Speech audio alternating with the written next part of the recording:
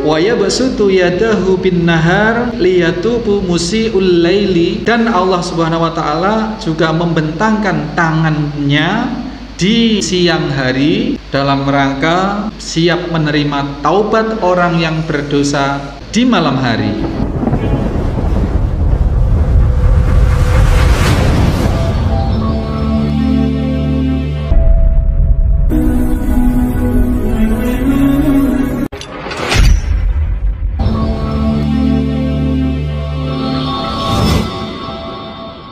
Warahmatullahi wabarakatuh. Innal hamdalillah nahmaduhu wa nasta'inuhu wa nastaghfiruh wa na'udzu billahi min shururi anfusina wa min sayyiati a'malina. May yahdihillahu fala mudhillalah wa may yudlil fala hadiyalah. Asyhadu an la ilaha illallah wahdahu la syarikalah. Asyhadu anna Muhammadan abduhu wa rasuluhu la nabiyya ba'dah. Allahumma salli wa sallim wa barik ala Muhammadin wa ala alihi wa sahbihi wa mawala. Qala Allah ta'ala, ya ayyuhalladzina amanu taqullaha haqqa tuqatih wa la tamutunna illa wa antum muslimun. Qala Allah ta'ala, ya ayyuhan nasu taqu rabbakumul ladzi khalaqakum min nafsin wahidah wa khalaqa minha zawjaha wa batha minhuma rijalan katsiran wa nisaa'a wattaqullaha alladzi tasaaluna bihi wal arham innallaha kana 'alaikum raqiba. Ya ayyuhalladzina amanu taqullaha wa qulu qawlan shadida yuslih lakum a'malakum wa yaghfir lakum dhunubakum wa may yuti'illaha wa rasulahu faqad faza fawzan 'azima. Ma'asyiral muslimin, jamaah salat maghrib dan isya Masjid Al-Muslimun Curah Jero Situ Bondo rahimani wa rahimakumullah. Kita panjatkan puji syukur kehadirat Allah Subhanahu wa taala yang kita berusaha senantiasa melakukan persiapan dan kesiapan kita menuju bulan Ramadan kelak yang tinggal beberapa hari. Di bulan Sya'ban ini kita memperbanyak amal soleh, memperbanyak puasa-puasa sunnah, puasa sunnah yang memang sudah ada. Di antara bulan yang Rasulullah nyaris sebulan penuh berpuasa sunnah adalah bulan Sya'ban. Nyaris, jadi tidak penuh satu bulan. Kalau ditepati Ayyamul Bid 3 hari, puasa Daud 14 hari, kemudian puasa Senin Kamis 8 hari, sudah hampir 30 hari. Itu puasa Sya'ban, puasa sunnah di bulan Sya'ban. Bukan lantas secara khusus bulan Sya'ban berpuasa Sya'ban, tidak, tetapi memperbanyak puasa di bulan Sya'ban, puasa-puasa sunnah yang sudah ada.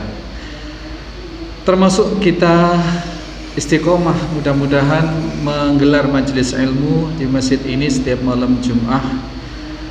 Mudah-mudahan Allah akui sebagai rutinitas yang kelak apabila kita terhalang untuk melakukan itu karena ada uzur, apakah perjalanan, apakah sakit, apakah satu dan lain hal lainnya, maka Allah tetap mencatat keistiqomahan ini sebagaimana kita ketika tidak berhalangan. Dan yang kita bahas adalah hadis-hadis baginda Nabi Sallallahu Alaihi Wasallam yang senantiasa kita harapkan syafaat beliau atas izin Allah kelak di yaumil kiamat. Mudah-mudahan kita termasuk umat Rasulullah Sallallahu Alaihi Wasallam yang mendapatkan prioritas syafaat kelak. Amin, Allahumma amin. Hadis-hadis yang kita pelajari setiap malam Jumat ini, Bapak Ibu sekalian, mendapat doa secara khusus dari baginda Nabi Sallallahu Alaihi Wasallam, mendapatkan satu ciri orang yang gemar mendalami, mempelajari, menghafalkan, kemudian menyampaikan kembali sebagaimana yang Rasulullah Sallallahu Alaihi Wasallam sampaikan.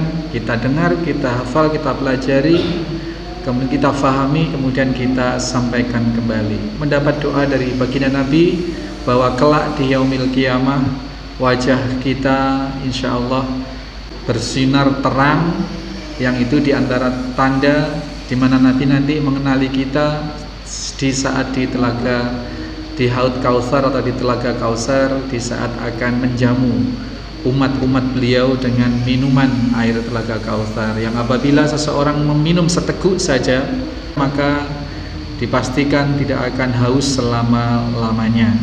Nadarallahu imra'an sami'a minna, mudah-mudahan Allah memancarkan wajah orang yang mendengar dariku, kata Nabi sallallahu alaihi wasallam, hadisan, satu riwayat, fahafidhahu, kemudian menghafalkannya.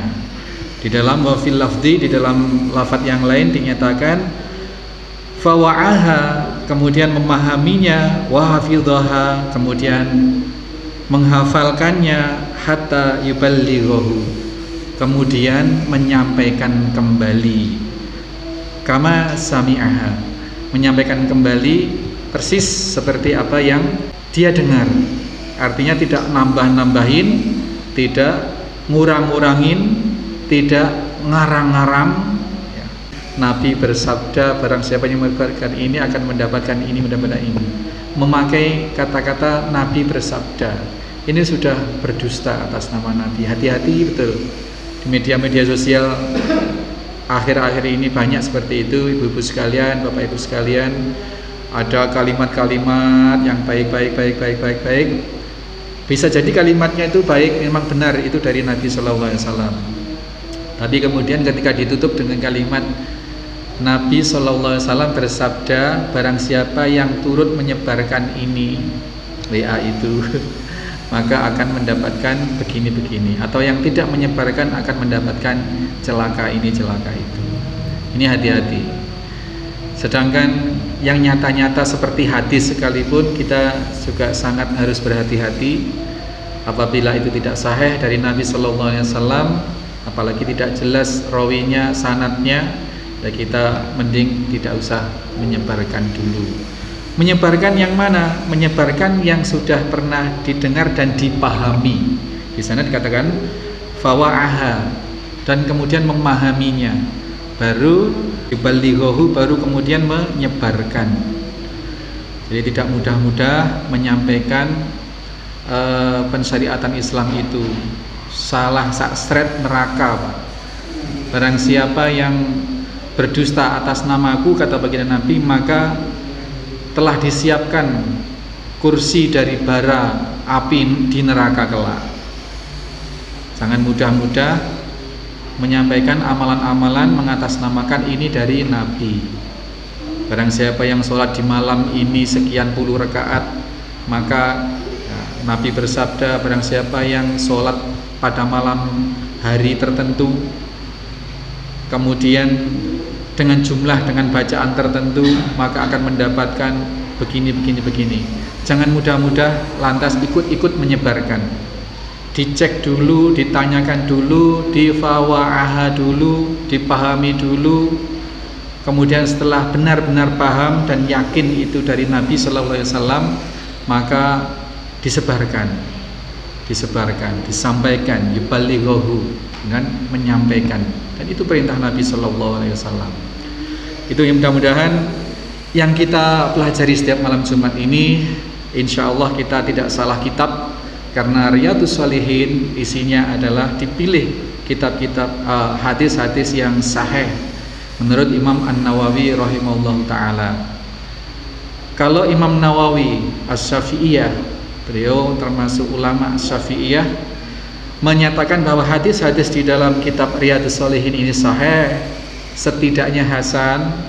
Kemudian kalau ada orang-orang terkini, orang-orang baru, kemudian meneliti, hidup di zaman-zaman ini meskipun profesor, doktor, lulusan manapun, kemudian menyatakan hadis-hadis di dalam kitab Riyadhus Shalihin itu tidak sahih, hadis lemah dan lain sebagainya, maka kita mau percaya kepada siapa? Kepada Imam An-Nawawi atau percaya kepada orang baru ini, Pak? Kepada Imam Nawawi. Makanya insya Allah dengan penuh keyakinan, dengan penuh percaya diri, umat muslim yang lurus itu mempelajari kitab-kitab yang terjamin kelurusannya juga. tidak sembarang kitab Bapak Ibu sekalian. Jenengan kalau ngaji kemana-mana, diajak ngaji kemana, ngaji kitab, tanya yang dikaji kitab apa. Karena ada kitab-kitab ya. Kalau kita kan seolah-olah kalau sudah kitab, apalagi warnanya kuning seperti ini kitab kuning juga Pak. Kemudian tulisannya Arab, apalagi Arab gundul, sudah yakin. Padahal ada kitab-kitab yang seperti yang mengajarkan tentang sihir, yang mengajarkan tentang jimat-jimat, yang mengajarkan tentang informasi-informasi dari Nabi, mengamalkan ini pahalanya sekian, mengamalkan ini pahalanya, tetapi palsu hadisnya, minimalnya dhaif atau lemah. Harus hati-hati ya, harus hati-hati, harus kita kenali. Ikut kajian di masjid mana, yang dikaji kitab apa? Kitab A. Cari dulu referensi tentang kitab A, tanyakan pada yang paham. Kitab A, Ustadz ada kajian kitab A, gimana? Misalnya seperti itu. Oh iya bagus, jalan. Oh jangan itu, bahaya, begini. Berhenti Pak, ambu.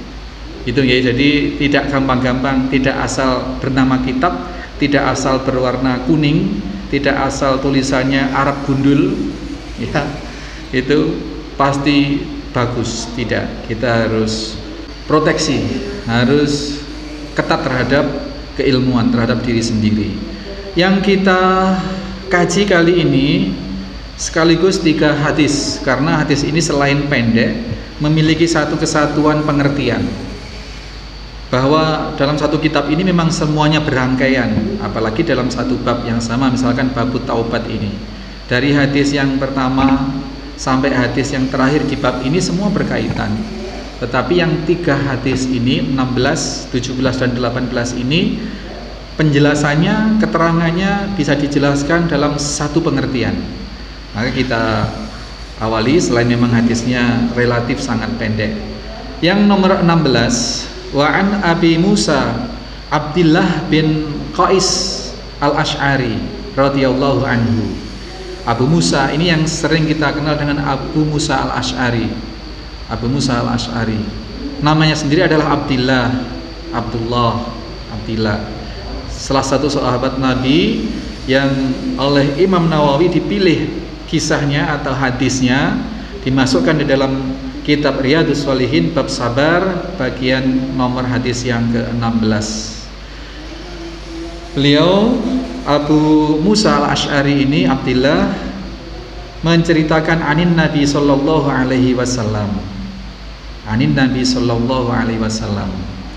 Bapak Ibu sekalian, sebelum kita lanjut, kita tambahin syukur kita ya.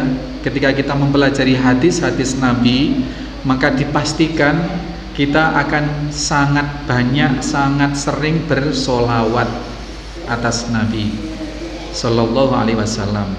Dari kita membaca matannya, baca kalimat hadisnya, ketemu nama Nabi, kita sebut sallallahu alaihi wasallam. Seperti tadi itu, anin Nabi sallallahu alaihi wasallam. Sudah bersolawat Pak. Nah, nanti kemudian diterjemahkan dari Abu Musa al-Ash'ari, Abdillah bin Qais al-Ash'ari radhiyallahu anhu. Beliau menyatakan bahwa Nabi sallallahu alaihi wasallam bersabda, sudah bersolawat lagi. Maka Masya Allah ya, sangat besar keuntungan kita belajar hadis itu. Selain kelak mendapatkan doa dari Nabi sallallahu alaihi wasallam, wajah kita akan mencorong di hari kiamat, akan mencorong. Barang siapa yang mendengar dariku satu hadis, kemudian memahaminya, kemudian menghafalkannya, kemudian menyampaikannya, mudah-mudahan Allah memberikan cahaya di wajahnya. Terus kemudian ada jamaah yang ada jamaah yang godain saya, Ustadz kan sudah lama ngajar hadis, kenapa wajahnya gitu-gitu doang, ireng-ireng baik gitu kayak kita ya, itu nanti di akhirat. Tapi beda Pak, wajah yang kalau jenengan berada di penduduk yang non muslim, yang tidak pernah wudu, dengan penduduk meskipun di desa yang muslim yang sering wudu, itu meskipun hitam itu beda ya Pak, beda. Jadi nanti yang punya anak perempuan Kalau datang laki-laki ingin meminang putrinya jenengan, putri kita semua, salah satu tandanya adalah lihat wajahnya. Meskipun tidak putih, tidak pakai skincare, tidak pakai macam-macam, tetapi kalau setiap hari berwudu, apalagi yang mendawamkan wudu, ini Masya Allah, yang mendawamkan wudu, batal wudu meskipun tidak waktunya sholat, menjaga wudu, mendawamkan wudu, ini Masya Allah.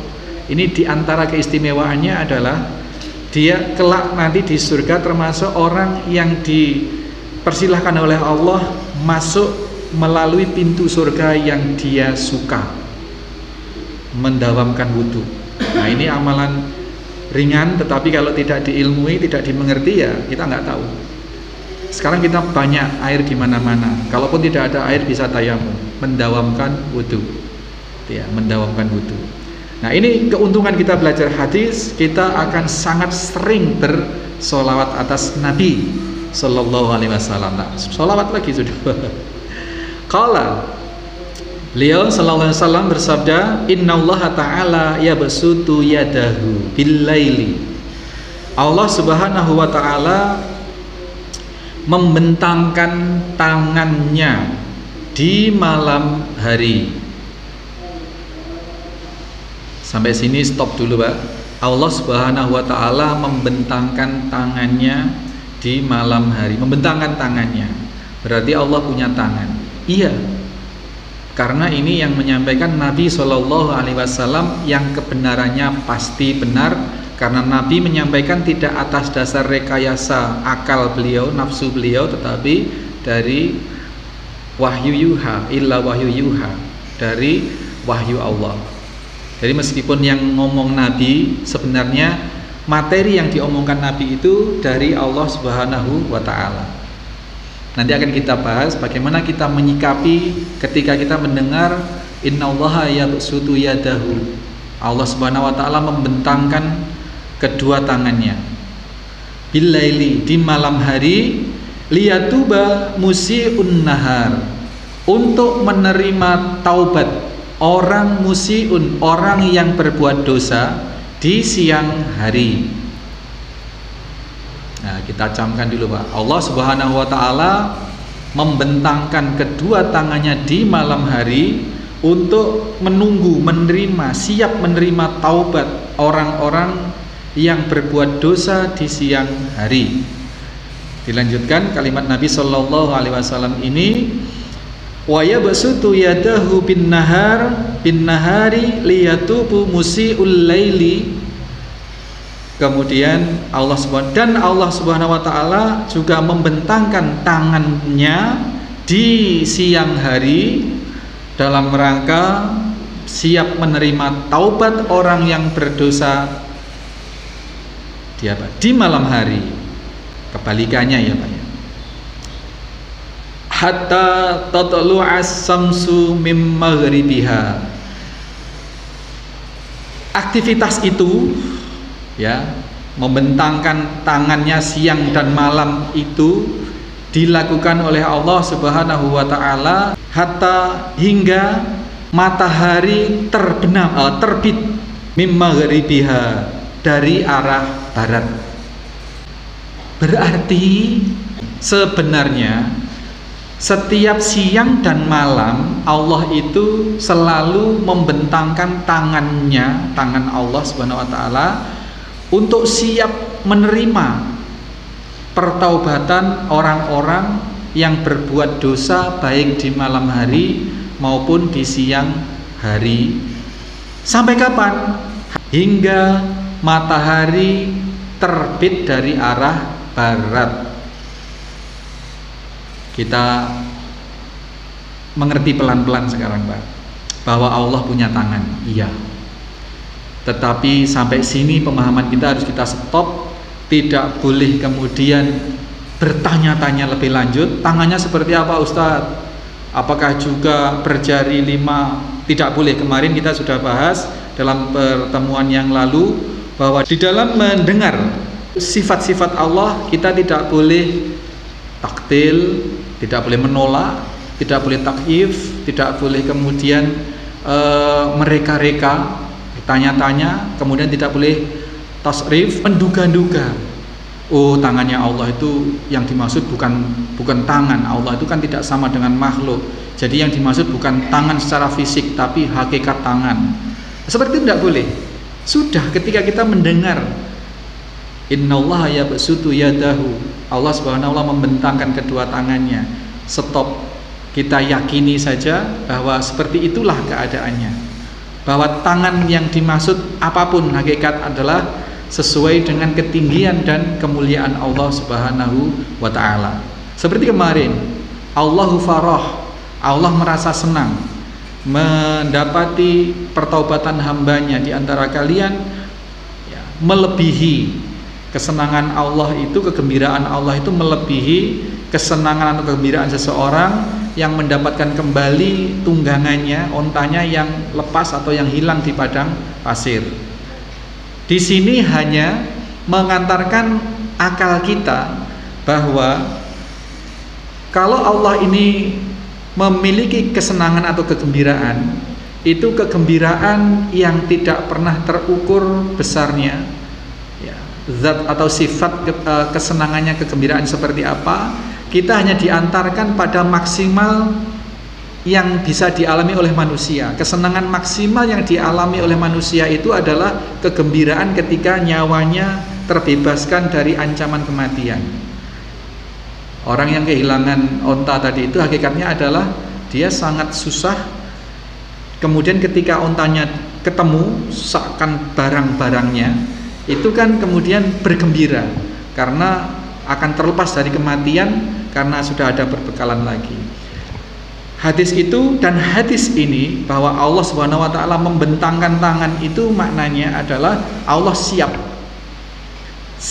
menerima taubat hambanya kapan saja, sampai batas waktu tertentu tadi, sampai batas matahari terbit dari arah barat. Nah, kalau kita bayangkan manusia, kalau manusia itu berlapang hati, berlapang tangan, ayo saya terima semua, silahkan. Yang saya punya salah kepada jenengan semua, persilahkan sebutkan kesalahan saya siap minta maaf. Dan kalau sampean punya salah ke saya, sampean punya hutang budi, punya hutang salah kepada saya siap untuk melunasi sekarang juga. Saya akan ikhlaskan semuanya, saya ridhoi sehingga jenengan tidak lagi punya dosa apa-apa kepada saya. Ini manusia, Pak. Nah, kalau kita sudah bisa membayangkan manusia sedemikian agungnya, siangnya dicaci, siangnya mencaci maki, kemudian orang yang dicaci maki ini malamnya siap menerima permohonan maaf. Kalau sampai meminta maaf, ya saya maafkan, monggo silahkan datang ke saya, meskipun tidak datang WA atau telepon, saya siap. Kemudian kalau malam dicaci maki orang misalkan, baru nyampe informasi itu siang dia siap menerima. Kalau manusia bisa melakukan seperti itu, Pak, berarti kan manusia, Masya Allah, hatinya terbuat dari apa, kan begitu. Padahal yang Allah lakukan itu adalah serupa dengan itu, tetapi sangat tidak sama kondisinya, baik fisiknya, sifatnya, zatnya, maupun sifatnya maupun perbuatannya. Zat, sifat, asma dan af'al tidak sama dengan manusia. Maka tidak usah kita kemudian liar pikiran kita ketika mendengar Allah membentangkan kedua tangannya, stop sampai situ, diyakini saja, tidak perlu kemudian mengembara kemana-mana pikiran kita. Yang ingin disampaikan oleh baginda Nabi Sallallahu Alaihi Wasallam adalah Allah siap menerima taubat hambanya meskipun tidak langsung bertaubat.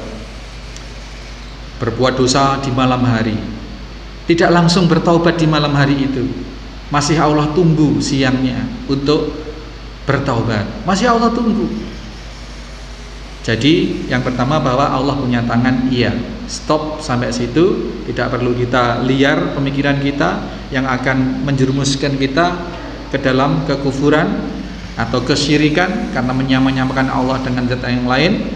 Kemudian Allah Subhanahu wa taala tetap memberi kesempatan taubat Fawaid yang kedua, meskipun tidak dilakukan langsung setelah berbuat dosa, Allah Subhanahu wa ta'ala menerima taubat hambanya meskipun taubatnya itu ditunda atau tidak dilakukan segera.